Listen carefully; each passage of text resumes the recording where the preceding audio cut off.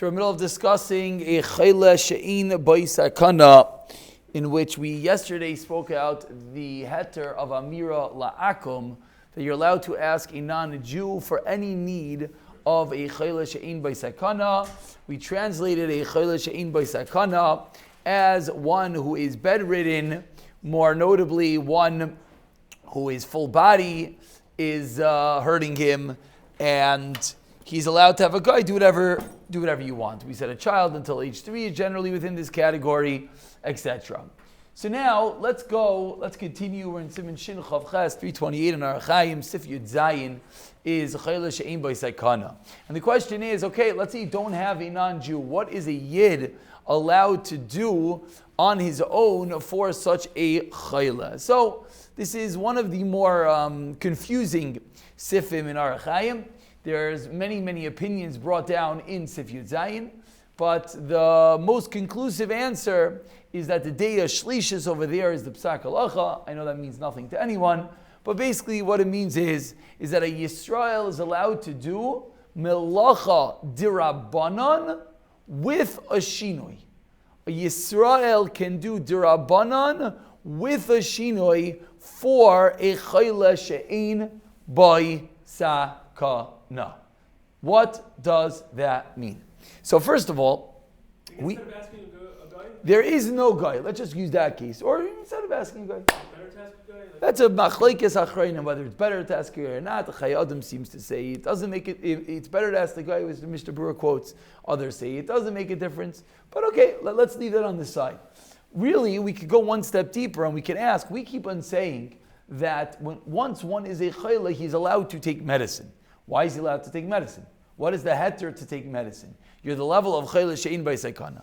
We said that the heter number one is there was no amir la'akum. There was no gezerah of amir la'akum. So what else is allowed? So the simplest explanation is that the isser refuah is an isser dirabanan, as we've explained in the past, that we're afraid if we allow you to take medicine, what are you going to come to do? Grind up those herbs and be over an isser de'araisa. Once you're in the level of a chayla kol gufa, once your whole body is ailing you, once you have a migraine, the flu, etc., then the rabbanan themselves waived their own restriction, a like gazru of sorts. That's the easiest way of learning, although that is not a conclusive explanation.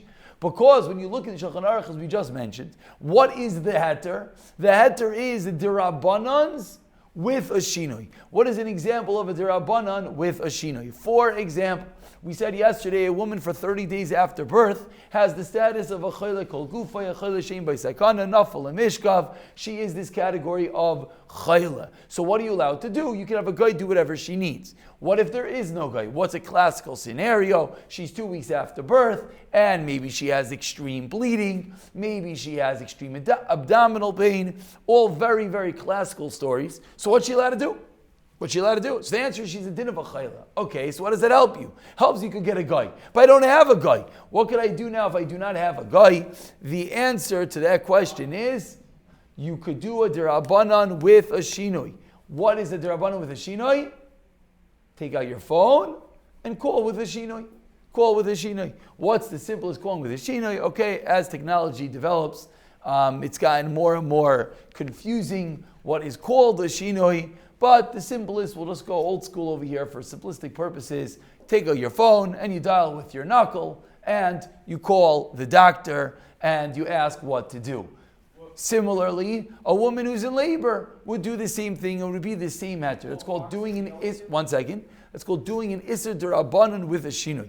Very good example. Let's say someone knows they need a certain medication. They don't have that medication. So we said yesterday you could have a guy bring you that medication. Another way would be, very good, you could call the pharmacy. That's called a dirabanan. Why is calling a pharmacy dirabanan? Because all electricity, whether using electricity on Shabbos is an issa deraisa or an issa dirabanan, is a world war between the Chazon Ish and Rosh Zalman Arbach. Rosh Zalman, I think it was age 16 or 17, wrote a sefer Ma'iri Ha'ish, in which the Chazon Ish, I think he wrote, it's about a 60, 70 page sefer, in which the Chazon Ish, which he argues on the Chazon Ish, and he holds that electricity is derabanan. Chazon Ish holds it's a deraisa. Lamaisa, this was a ongoing debate. All electricity.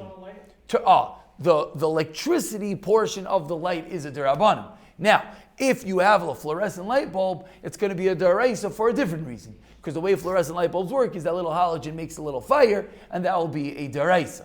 But an LED light, for most, according to almost all opinions, will be an iser derabanan. Turning, if you hold the electricity derabanan, according to Rishonim Zalman Arbach, in which the Chazon Ish argues. What is the psak halacha when you have machlekes Chazon Ish and Rishonim Zalman Arbach? It's a difficult question. It's impossible to answer that question. And the answer is, we're chayshish for the Chazon Ish, obviously. For a guy, we'd be makel. For a yid, we're always a little more concerned, which is the reason, by the way, that you never hear diving right in and saying, oh, just turn on the appliance with your elbow in the case of a chayla. Why not? We just said he could do a derabbanan with a shinui. One of the reasons is because the Chazon Ish holds it's a deraisa.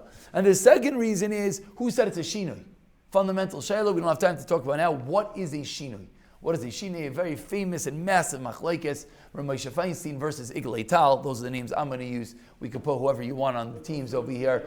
The general shayla is, do you need a shinui in the maisa or a shinui in the result? If the exact same result is created, is that called a shinui or not? If I go to the light switch and I go like this or I go like this, there was zero difference in the result, and the maisa was strange. Is that called a shinui? Often, if I write with my left hand, that will be a shinui in both, obviously. And that's the makar of the machlekes. Lemaisa, we take on lekula b'makom hatzerech like this, and that's the reason why calling a pharmacy wouldn't be glat. In the case of a pregnant woman, you have a woman 30 days after birth, you have no other choice.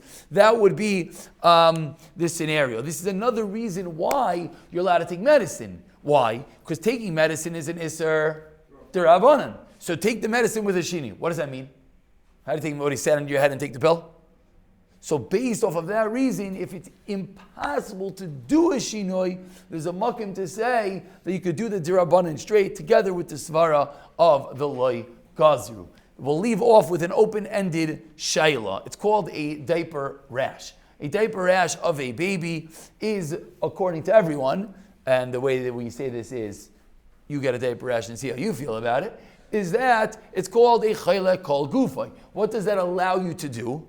Derabbanans with a shinoi. So what's the question? The question is, a lot of the heavy creams that people want to use for the baby are an iser d'oraisa. So what do you do in such a case? And we'll pick up from here tomorrow.